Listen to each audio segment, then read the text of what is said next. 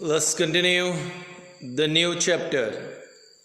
और अब हमारा नया चैप्टर है रिप्रोडक्शन। 8th स्टैंडर्ड में रिप्रोडक्शन चैप्टर ऑलरेडी आपने पढ़ा है। वहाँ डेफिनेशन देखी थी। Reproduction is a process in which new individuals are form like that of parent. आप जानते हो लाइफ प्रोसेसेस में एक प्रोसेस ह्यूमन बीइंग या लिविंग ऑर्गेनिज्म में होने वाली एक प्रोसेस है रिप्रोडक्शन। क्या है reproduction? It is a process in which new individuals are form like that of parent. तो पेरेंट की तरह जहाँ पर नए बच्चे तैयार होते हैं, पेरेंट्स की तरह जहाँ पर नए बच्चे तैयार होते हैं, उसे रिप्रोडक्शन कहते हैं। Reproduction is a process in which new individuals are form like that of parents. अब यहाँ पे हमारे पास दो प्रकार के रिप्रोडक्शन होते हैं, असेक्सुअल रिप्रोडक्शन और सेक्सुअल। मैंने रिप्रोडक्शन की डेफिनेशन पे ज़्यादा स्ट्रेस नहीं किया क्योंकि हमें पहले से ही पता है। अब asexual, the reproduction which does not involved gamete,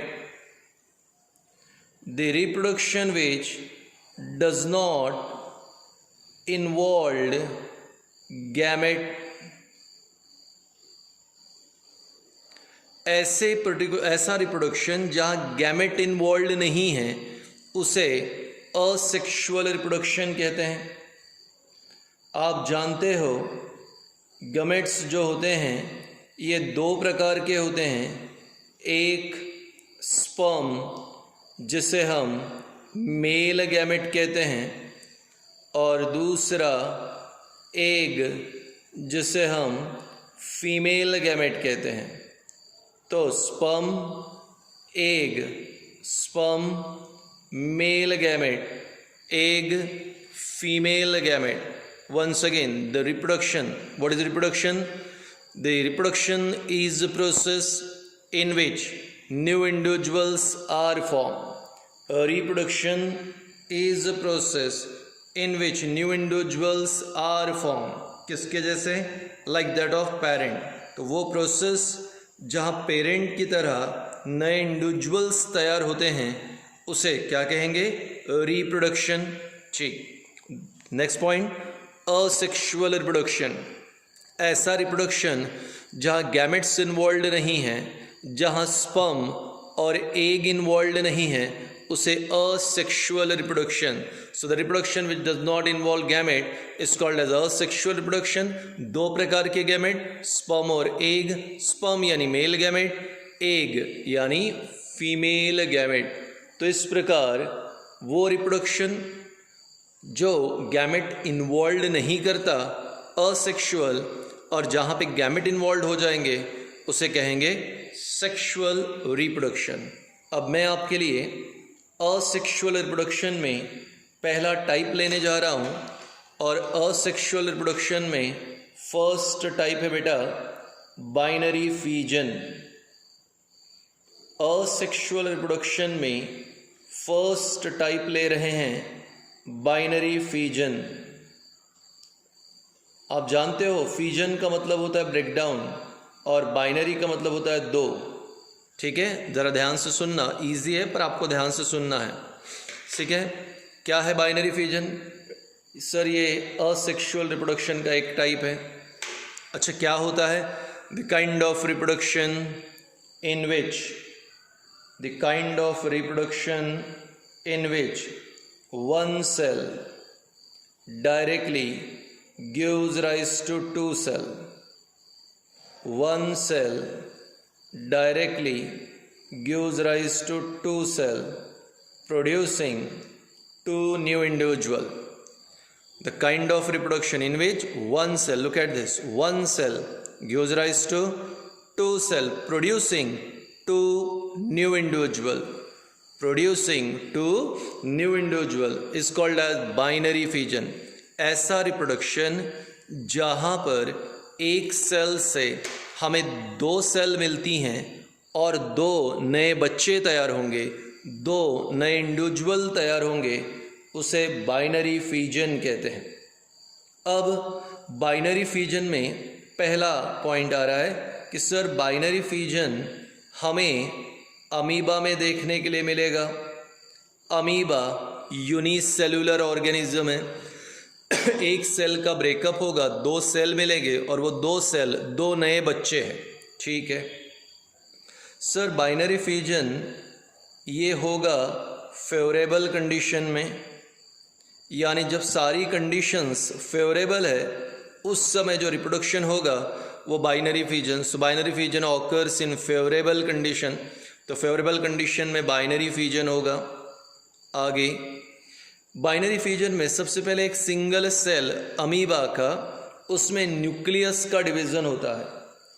nucleus के डिवीज़न को कैरियोकाइनेसिस कहते हैं। कैरियन मतलब न्यूक्लियस, काइनेसिस मतलब डिवीज़न, काइनेसिस मतलब डिवीज़न। तो karyon nucleus, kinesis division, nucleus का डिवीज़न कैरियोकाइनेसिस। तो यहाँ पर न्यूक्लियर डिवीज़न होगा और 2 न्यूक्लियस तैयार होंगे।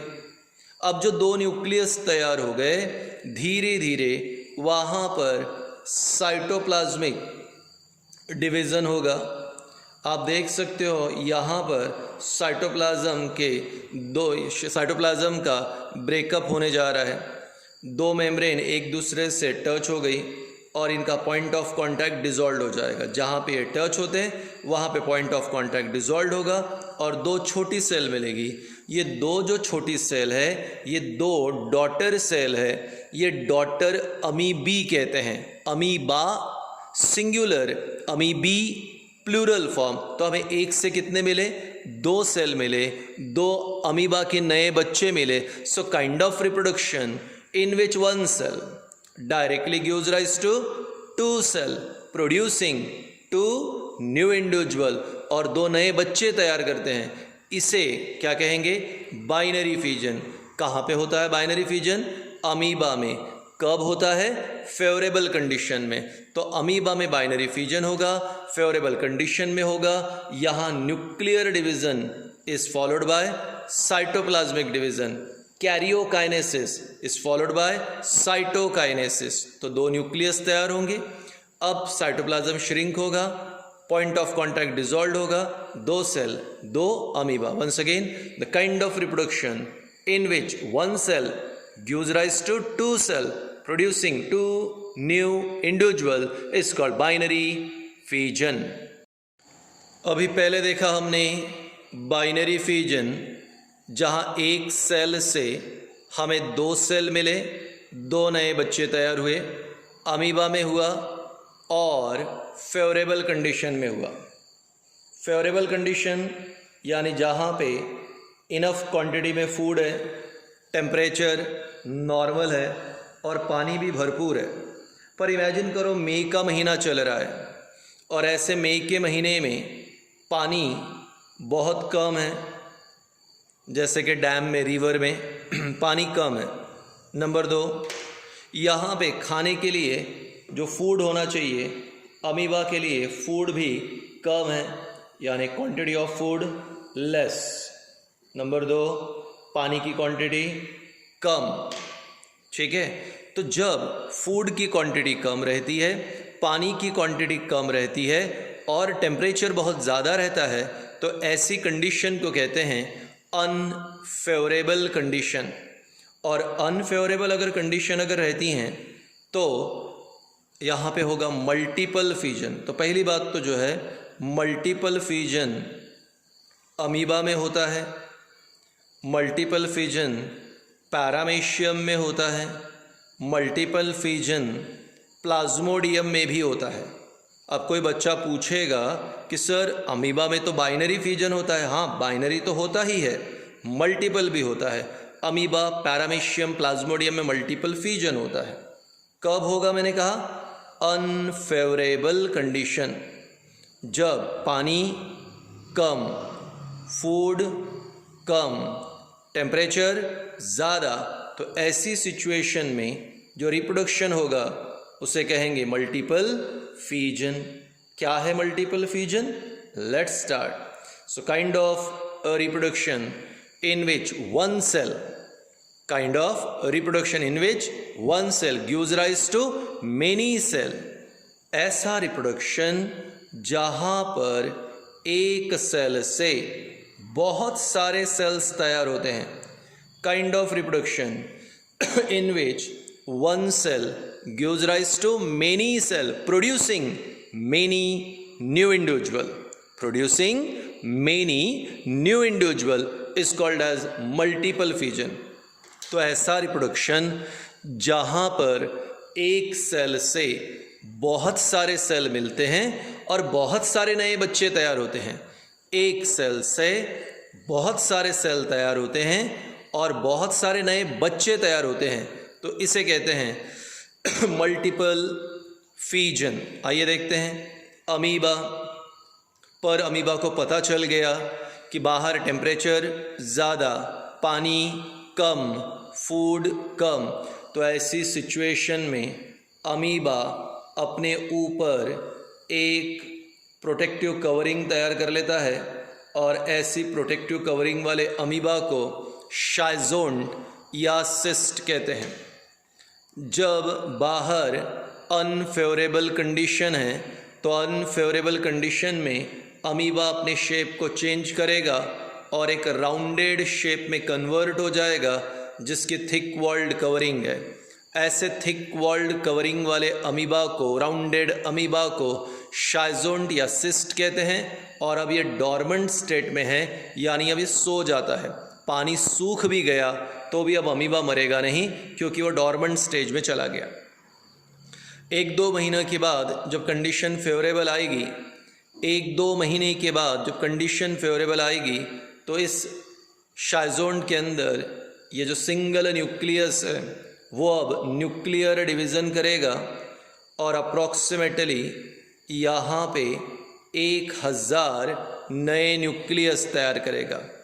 2 का 4, 8, 16, 32, 64, 128, 256, 512, 1024, यानी 1024 न्यूक्लियस यहाँ तैयार होते हैं। हाँ, अप्रॉक्स वैल्यू हम लोग लेते हैं 1000। तो यहाँ न्यूक्लियर डिवीज़न होगा शाइज़ोन्ट के अंदर फेवरेबल कंडीशन आने के बाद, और वहाँ पर 1024 अप्रॉक्सीमेटली 1000 न्यूक्लियस तैयार होते हैं।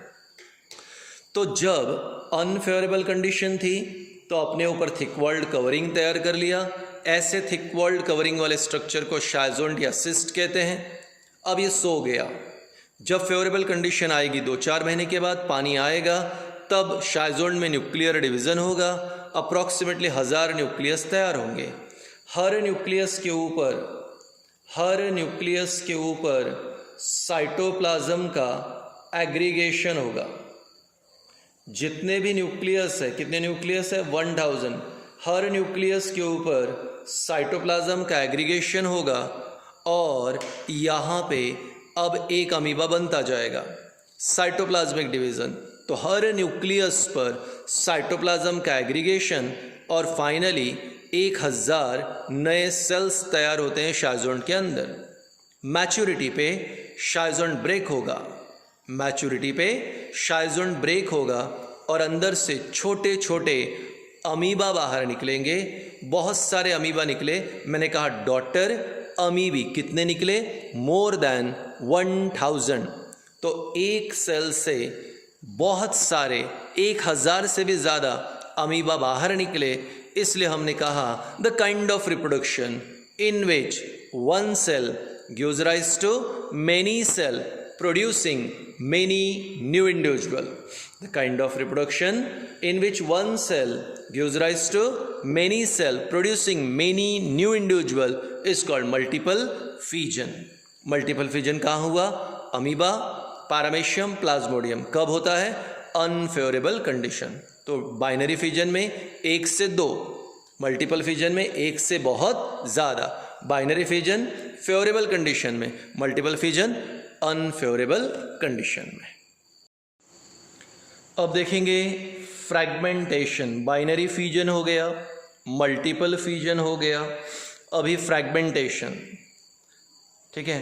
अब ये जो आपको एल्गी दिखते हैं पानी में जो एल्गी दिखते हैं, जिसे हिंदी भाषा में शैवाल कहते हैं, मराठी भाषा में शेवाड़ कहते हैं, वो माइक्रोस्कोपिक है। और एल्गी के एक थ्रेड को हम लोग कहते हैं एल्गल फिलामेंट। एल्गी के थ्रेड को एल्गल फिलामेंट, जो माइक्रोस्कोपिक है यानी माइक्रोस्कोप में दिखाई देगा। तो ये जो एल्गल फिलामेंट है, इसका एक्सीडेंटली ब्रेकअप हो गया। एक्सीडेंटल ब्रेकअप मतलब क्या?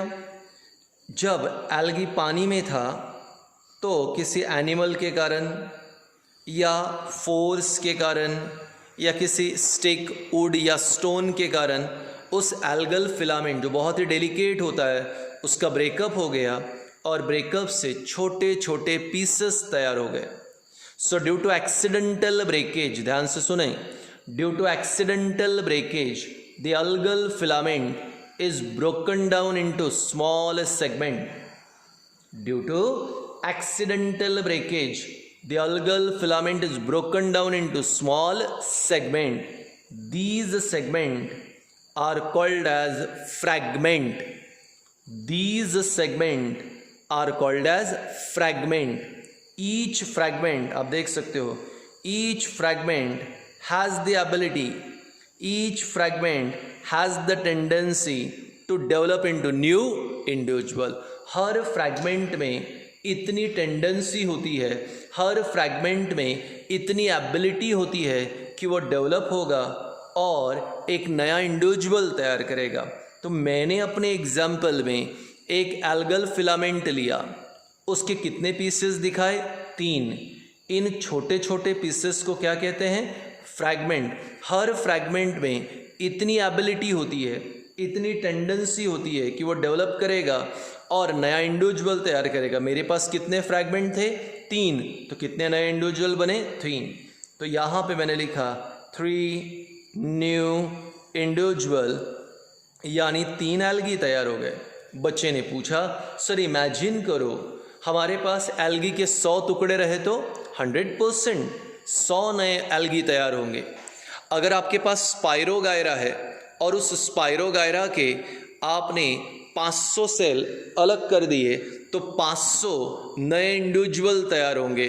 और डेफिनेटली इस प्रकार का रिप्रोडक्शन ये रहेगा फ्रैगमेंटेशन। तो ध्यान से सुने, एल्गी जो होते हैं पानी में होते हैं और एल्गी धागे, थ्रेड्स के फॉर्म में होते हैं। एल्गी के थ्रेड्स को फिलामेंट कहते हैं। एक्सीडेंटली ब्रेकअप पर एल्गी के फिलामेंट छोटे छोटे पीसेस में डिवाइड होते हैं और इन छोटे पीसेस को फ्रैगमेंट कहते हैं। Each fragment has the ability, each fragment has the tendency to develop into new individual. एक फ्रैगमेंट में इतनी एबिलिटी होती है, इतनी टेंडेंसी होती है कि वो डेवलप करे और न्यू इंडिविजुअल तैयार हो। Such a process by which fragment develop into new individual, such a process by which fragment develop into new individual is called as fragmentation। तो ऐसी प्रोसेस जहाँ फ्रैगमेंट से नए इंडिविजुअल तैयार होते हैं उसे कहते हैं fragmentation। So the kind of reproduction in which fragment develop into new individual is called fragmentation। अब आ रहा है आपके लिए नेक्स्ट रीजनरेशन।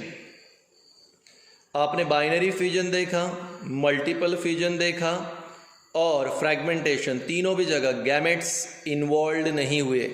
और आपको पता है वो रिप्रोडक्शन जहाँ गैमेट्स इन्वॉल्व नहीं होते हैं उसे असेक्सुअल रिप्रोडक्शन। तो पहले के तीनों भी असेक्सुअल। चौथा एग्जाम्पल रीजनरेशन। क्या है रीजनरेशन? ठीक है, the process of formation of, the process of formation of new organ, the process of formation of new organ or complete body, the process of formation of new organ, organ तैयार करना है, और complete body from remaining part of body, from remaining part of body is called as process of formation of new organ or complete body. New organ or complete body from remaining part of body is called as regeneration. तो वो process जहाँ कोई organ तैयार होता है या complete body तैयार होती है, जहाँ कोई ऑर्गन तैयार होता है या कंप्लीट बॉडी तैयार होती है, तो उस प्रोसेस को क्या कहते हैं? Regeneration process. आइए देखते हैं. अभी हमारे लिए एग्जाम्पल है planaria.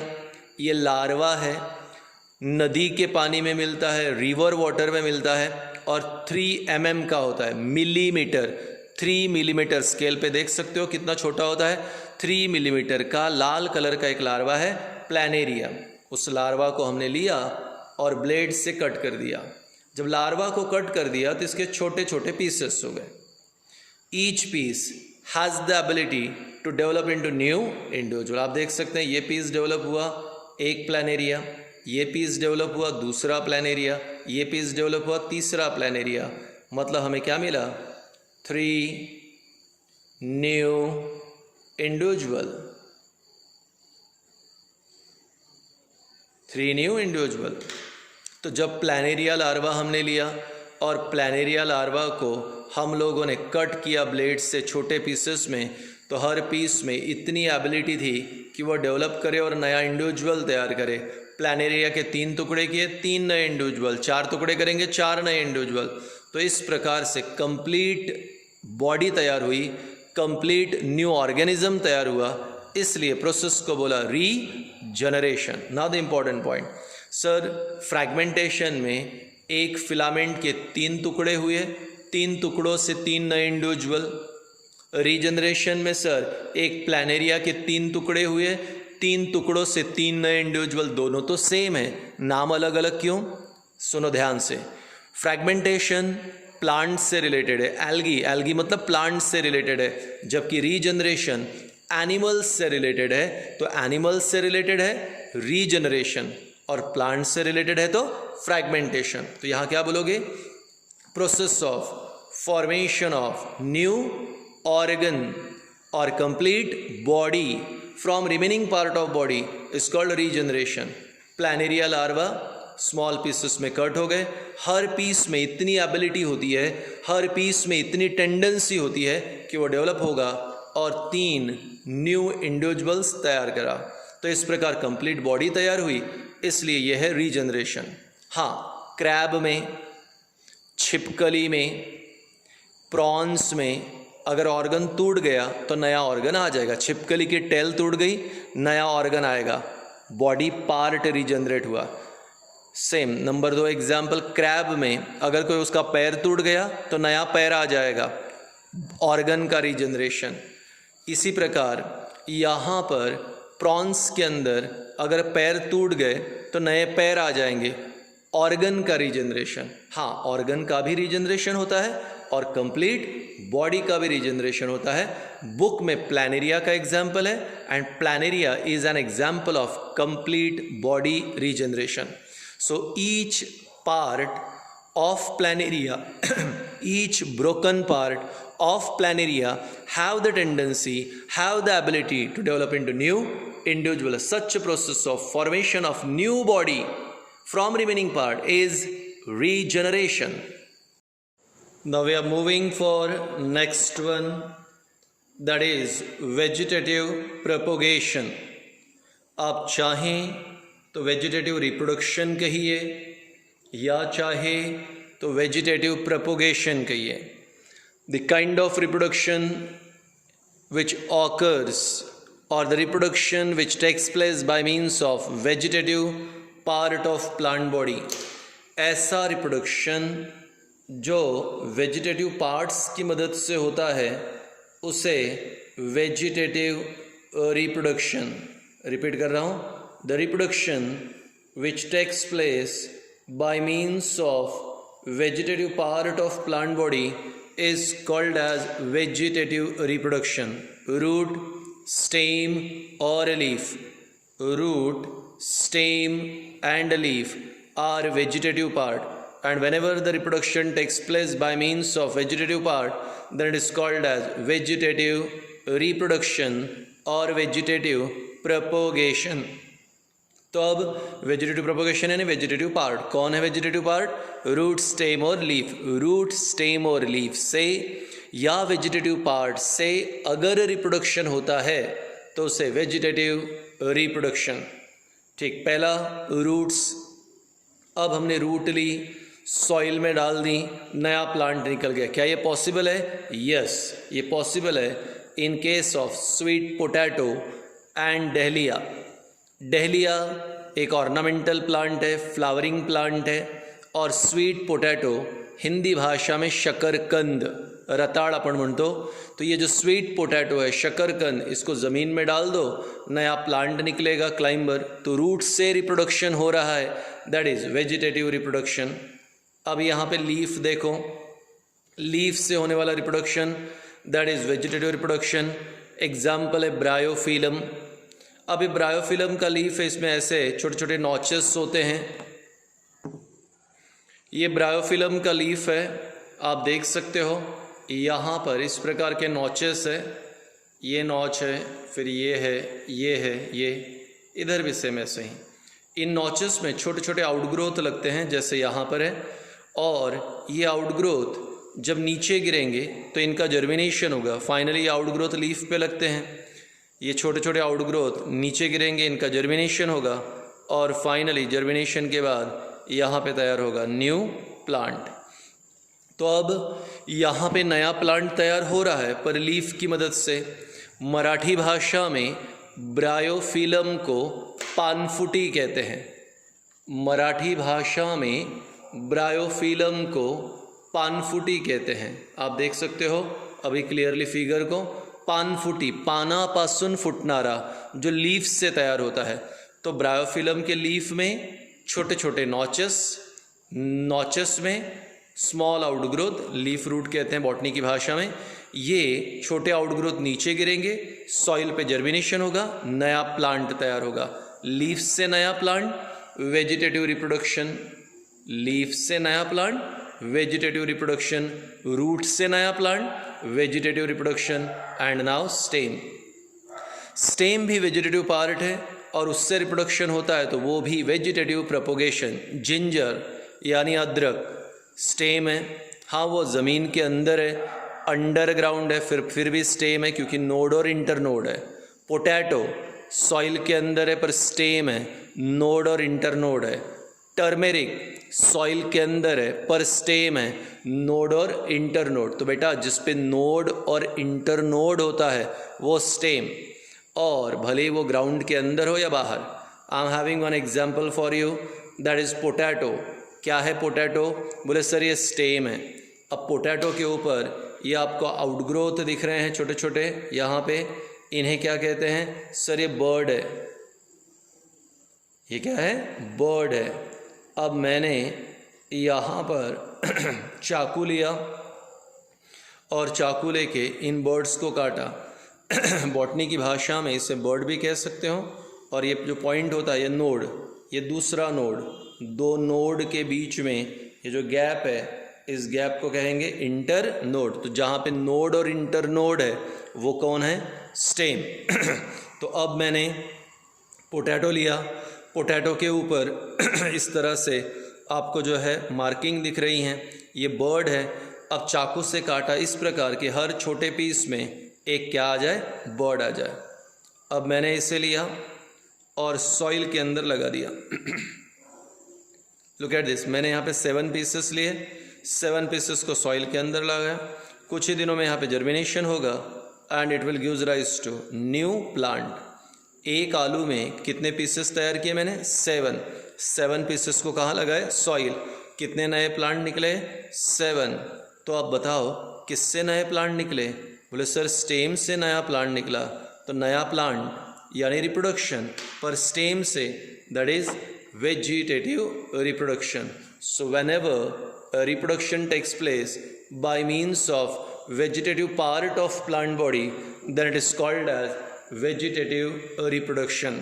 So the reproduction which takes place by means of vegetative part, that is called vegetative reproduction. Root, stem, leaf are vegetative part. Root से होने वाला स्वीट पोटैटो डहेलिया, लीफ से होने वाला ब्रायोफिलम पानफुटी, और स्टेम से होने वाला जिंजर पोटैटो टर्मेरिक। आप भी घर पे तैयार करके देखो, अदरक के टुकड़े लो 4-5, ज़मीन में डालो, 15 दिन में वहाँ नया प्लांट निकलेगा। आलू के टुकड़े करो, पर हर टुकड़े में ऐसा नोड होना चाहिए, ज़मीन में डालो, 15 दिन में नया प्लांट निकलेगा। तो रूट से, स्टेम से और लीफ से अगर रिप्रोडक्शन हो रहा है तो ऐसे रिप्रोडक्शन को वेजिटेटिव रिप्रोडक्शन कहते हैं। तो ये था आपके लिए वेजिटेटिव रिप्रोडक्शन। तो अब तक binary fission, multiple fission, fragmentation, regeneration, और 5वां हो गया वेजिटेटिव प्रोपोगेशन। अब हम लोग 6ठे टॉपिक पे आते हैं और हमारा 6th टॉपिक है स्पोर फॉर्मेशन, यानी इस प्रकार का रिप्रोडक्शन स्पोर फॉर्मेशन है।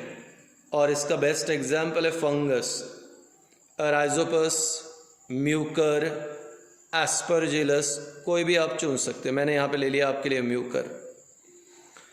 फंगस आपको पता है, तो फंगस के थ्रेड्स होते हैं। जैसे एल्गी के थ्रेड को आपने फिलामेंट कहा था फ्रैगमेंटेशन में, वीडियो रिपीट देख सकते हो। वैसे ही फंगस के जो थ्रेड्स होते हैं, फंगस के थ्रेड को कहते हैं माइसेलियम और हाइफी। फंगस के थ्रेड को हम लोग कहते हैं माइसेलियम और हाइफी। तो ये माइसेलियम और हाइफी, ये माइसेलियम और हाइफी वाइट कलर के या ब्लैक कलर के थ्रेड लाइक स्ट्रक्चर्स होते हैं जो फंगस के थ्रेड है। और इन्हीं पे वर्टिकली अपवर्ड डायरेक्शन में, इन्हीं माइसेलियम में ऊपर की तरफ वर्टिकली अपवर्ड डायरेक्शन में यहाँ पे स्ट्रक्चर्स तैयार हुए, that structures are called as sporangium. तो माइसेलियम के ऊपर क्या तैयार हुआ? स्पोरेंजियम। सर स्पोरेंजियम मतलब क्या? Spore producing bag. तो जहाँ पे स्पोर तैयार होते हैं उस स्पोर प्रोड्यूसिंग बैग को हम लोग कहते हैं स्पोरेंजियम। तो spore producing bag is called as sporangium. तो ये स्पोरेंजियम है, अंदर क्या तैयार हुए? स्पोर्स तैयार हुए। जब हॉरिजेंटल माइसेलियम पे, हॉरिजेंटल थ्रेड पे वर्टिकली अपवर्ड डायरेक्शन में रिप्रोडक्टिव बॉडीज तैयार होती हैं, तो इन रिप्रोडक्टिव बॉडीज को स्पोरेंजियम कहते हैं। स्पोरेंजियम स्पोर प्रोड्यूसिंग बैग है, अंदर क्या तैयार होते हैं? स्पोर। जब स्पोरेंजियम मैच्योर्ड होता है, जब स्पोरेंजियम मैच्योर्ड होता है तो उस समय यहाँ पे स्पोरेंजियम फूटेगा। ऐसा था, फूट गया। तो जब स्पोरेंजियम मैच्योर्ड होगा तो वो फूटेगा और अंदर से क्या बाहर निकलेंगे? स्पोर्स। जब ये स्पोर किसी सुटेबल प्लेस पे गिरेंगे, सॉइल पे गिरेंगे, तो इन स्पोर्स का जर्मिनेशन होगा। जब ये स्पोर सुटेबल प्लेस पे गिरेंगे तो इन स्पोर्स का जर्मिनेशन होगा, और जर्मिनेशन हो गया तो फिर तैयार होगा न्यू फंगस। तो इस प्रकार से हमें क्या मिला यहाँ पे? New fungus. तो once again spore formation, spore formation ये भी वेजिटेटिव रिप्रोडक्शन है। क्या हुआ सर? इस प्रकार का रिप्रोडक्शन, स्पोर फॉर्मेशन से रिप्रोडक्शन फंगस में होता है। एस्परजिलस, पक्सेनिया, राइजोपस, म्यूकर, इनमें होता है। सॉरी।